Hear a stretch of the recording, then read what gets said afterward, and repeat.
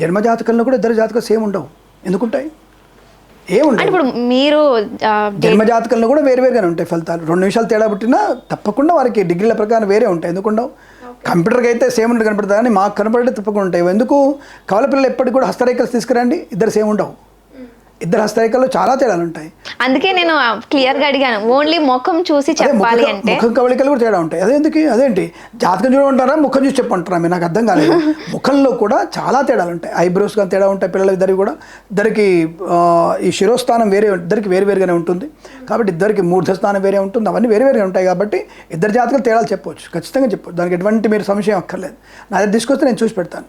వాళ్ళ తేడాలు మీకు నేను దాదాపు 10-20 చెప్తాను. మీకు ఈ ముఖంలో ఎక్కడ తేడా ఉందని చెప్పేసి మీకు చెప్తాను. మీకు నేను గ్యారంటీ చెప్పగలుగుతాను. సుళ్ళు కూడా చెప్పవచ్చు, ఎన్ని సుళ్ళు ఉన్నాయి అని కూడా చెప్పవచ్చు మనం. అదంతే, అంత పెద్ద ఇవన్నీ. మమ్మల్ని కొంతమంది ఏం చేస్తారంటే మమ్మల్ని చనిపోయిన జాతకాలు తీసుకొచ్చిస్తారు మాకు. కొంతమంది మనం టెస్ట్ చేయడానికి పెద్ద గొప్ప, కానీ అక్కడ చనిపోయారని చెప్పే అదృష్టం మాకు ఉండదు. అదే సార్ అదృష్టం అంటారంటే చనిపోయిన వ్యక్తిని చనిపోయాడని చెప్పడానికి మాకు నోరు రాదు ఒకటి.